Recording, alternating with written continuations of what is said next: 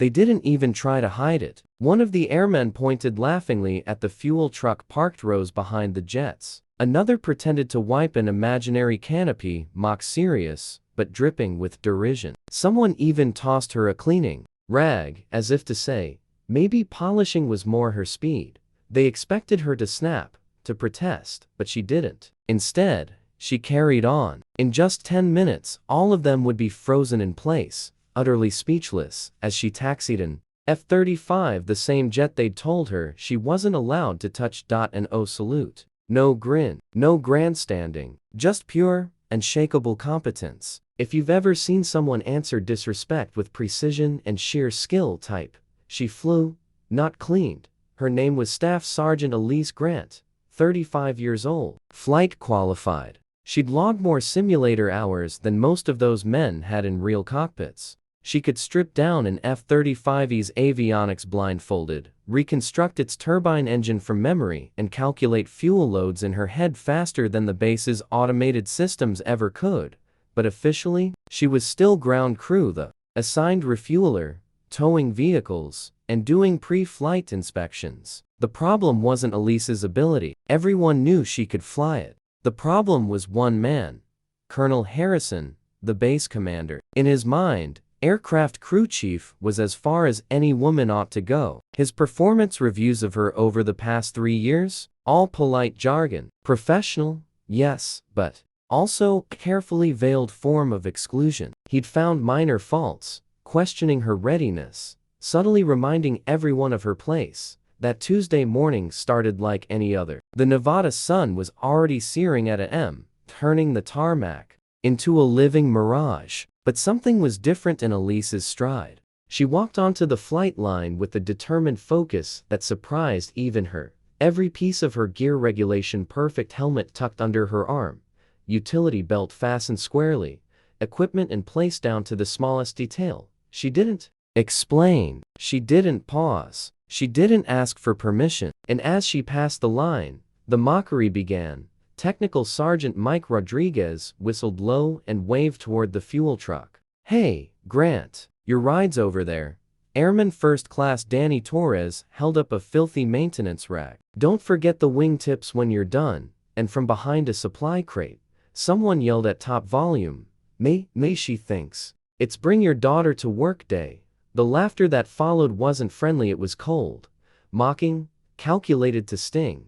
Still, Elise kept walking, boots clicking like clockwork against the concrete. Over smirks, silent jabs, and disdain she'd faced for years, she moved through the gauntlet with calm precision. Without slowing, she climbed the crew ladder attached to F-35 Lightning II number 27, swung herself into the cockpit, and closed the canopy. The sound crisp and definitive. Staff Sergeant Williams, the closest crew chief, blinked, then looked again at his clipboard, muttering, "That jet was only scheduled for taxi testing and engine checks." "Not anymore," Torres said, shadows across his face as he shaded his eyes. "She thinks it's her personal joyride." But as the engine roared to life, not with rough, rookie motions, but smooth, measured confidence, everything changed. From the tower, Second Lieutenant Marcus Chen nearly choked on his coffee. "Who cleared her for that?" Sergeant First Class Patricia Kim, air traffic's controller, scrambled through her screens. She found no authorization until a minute later. Yes, Elise had logged into the system, submitted an internal test sequence form. It was legit, all cleared. Down below, the base shifted. The men who mocked her moments ago froze as F-35 number 27 taxied forward, smoothly and precisely, hands gripping throttles, visor catching the morning sun. They stood still as the 35,000-pound jet rolled past, so close some felt the engine heat ripple the air. Rodriguez lowered his coffee like a child caught mid-sip. Torres took a step back mid-rag gesture. The louder jokester behind the crate, open-mouthed, staring in disbelief. That wasn't arrogance. That was someone commanding her rightful position without saying a word. Inside the cockpit, Elise's hands moved over dials, switches, lights silent, deliberate, confident. She wasn't showing off. She was demonstrating what happens when skill is allowed to breathe.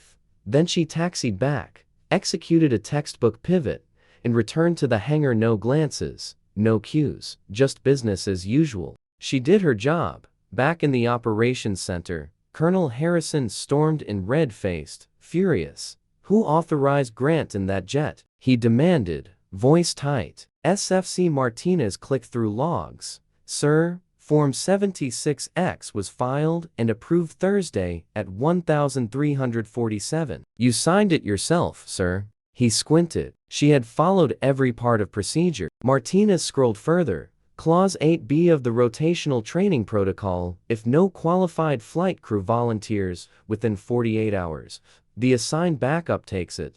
The assignment was posted 3 days earlier. No one took it. Everyone assumed Elise wouldn't, but she did. She read the rules, followed them, and acted. Harrison opened his mouth, but Martinez cut in. "Sir, she completed pre-flight, post-flight, paperwork, all as per protocol." He stared, fists clenched, his authority slipping, not because Elise broke rules, but because she'd mastered them. 1 week later, at the squadron performance review, Major Williams stood at the front. On screen, telemetry, simulation scores, operational metrics. Sergeant Grant's taxi evaluation was flawless. Systems checks, perfect. Composure, exemplary. Captain Foster shifted uncomfortably. "You mean the crew chief?" Williams clicked to the data slide. "No, the flight qualified pilot. She ranked in the top 15% in sims. Excels at system operations. She follows regulations by rote. She could teach senior officers how to do it."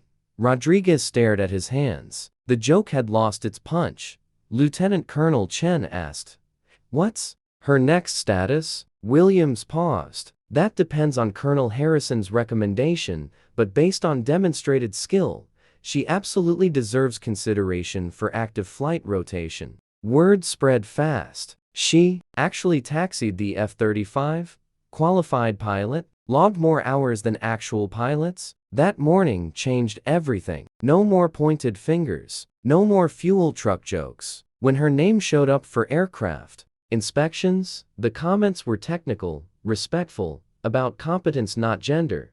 2 weeks after that, she was on the flight schedule, not just taxi operations, but a full training mission. Every pilot who once laughed made sure they were near the flight line to watch, not to mock, but to witness real excellence in action. Because here's what respect often is: it's not given, it's earned. Sometimes it's taken by those who know exactly what they're capable of and then make it undeniable.